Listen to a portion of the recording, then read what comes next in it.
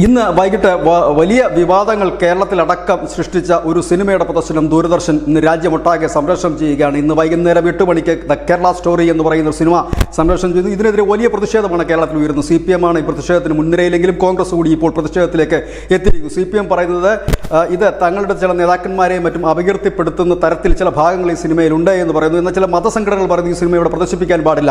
കോൺഗ്രസ് പറയുന്നു ഇത് രാഷ്ട്രീയ ലക്ഷ്യം മുൻനിർത്തിക്കൊണ്ടാണ് ഇത്തരം സിനിമകൾ ഇന്ന് പ്രദർശിപ്പിക്കാൻ തീരുമാനിച്ചിരിക്കുന്നത്. ഇതിനെതിരെ നടപടിയെടുക്കണമെന്ന് ആവശ്യപ്പെട്ടുകൊണ്ട് പരാതിയുമായി കോൺഗ്രസും രംഗത്തെത്തിയിട്ടുണ്ട്. ദൂരദർശനിൽ നിന്ന് പിന്മാറണമെന്ന് പറയുമ്പോൾ രാജ്യമൊട്ടാകെ ഇന്ന് ദ കേരള സ്റ്റോറി സംപ്രേഷണം ചെയ്യും.